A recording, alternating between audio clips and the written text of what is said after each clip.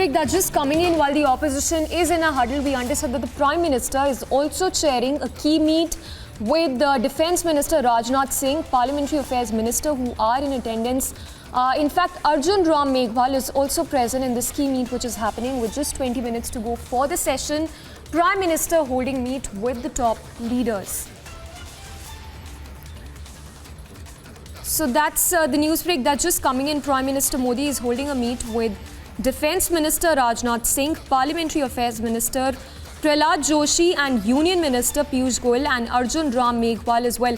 Let's go across to Rakshita again. Rakshita, that's of course a key meet, important one happening, Prime Minister chairing that meet. Talk to us about those issues that we can expect the Prime Minister to talk about in his rebuttal to the opposition at 4 p.m. Well, of course, first of all, they are, of course, right now trying to plan and chalk out a strategy about the government's plan and moves here in the parliament today, how the speech is going to be. And of course, this is something that will set the tone for 2024 Lok Sabha elections, and henceforth it's very important what happens today in the parliament. The numbers, of course, are in favor of the NDA, but it's the perception game, isn't it, for the opposition and also for the ruling party, for the ruling alliance as well. So they, of course, are in a huddle. They need to counter each and everything. We had Gaurav Gogoi who moved the motion, and he posed 3 direct questions to the Prime Minister, and of course they were specifically on Manipur. So will the Prime Minister one by one answer all of them?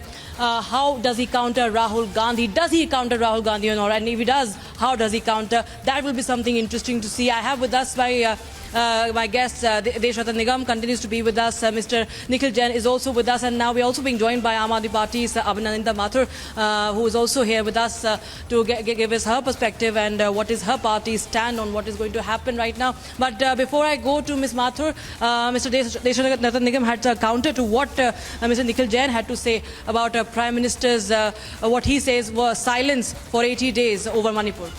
Well, we'll see the silence of the Prime Minister today, which will be far more explosive than what Manmohan Singh used to say. A silent Prime Minister being guided and ruled by from the background. And we had the National Advisory Council, which used to direct, and the existing Prime Minister and the Rahul Gandhi used to tear the ordinances and the laws under which he had to suffer disqualification. It is the courts which disqualified him, not the BJP. Now, secondly, the perception which is going to be built, apart from being, which is a foregone conclusion, the loss of in the no confidence motion. The perception will be built that the opposition unity has been battered. 366 versus 143.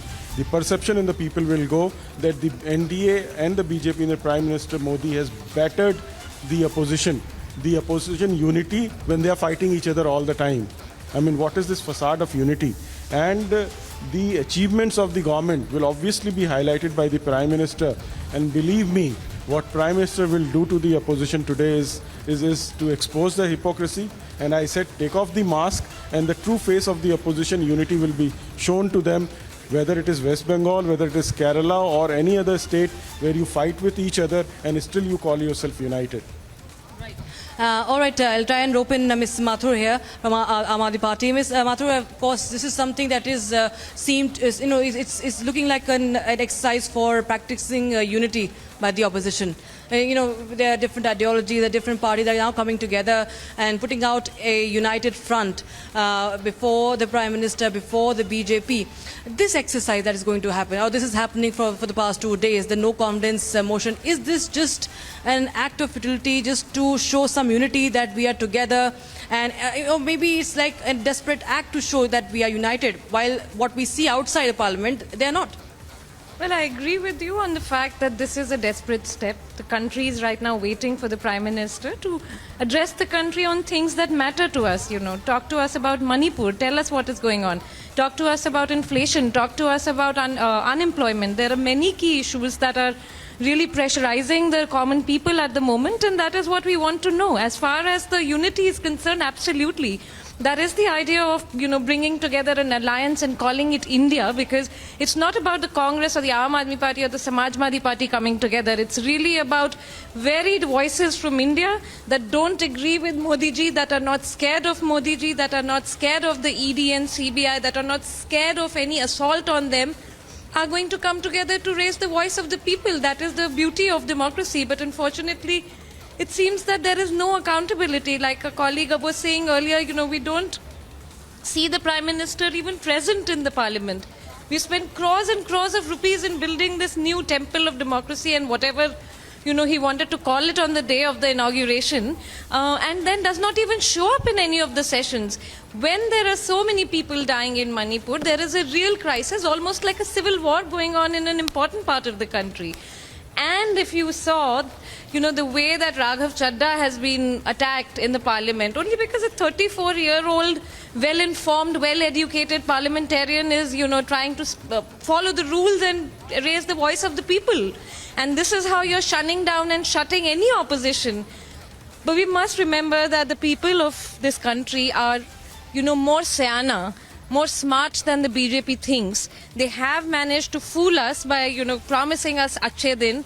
It's been already one term is over, the second term is nearly over, and they lie totally exposed. So I don't think that, there is any worry for the opposition. In fact, we are only actually sort of, giving a voice to what people feel on the ground. It just resonates in the same way. That is, I feel, what is happening, and we really, really hope that instead of giving a very, egoistical sort of a bhashan in the parliament, Mr. Modi will go beyond his own persona, beyond his own myth-making, and actually address the people and the other parliamentarians. A lot of expectations, of course, from the Prime Minister.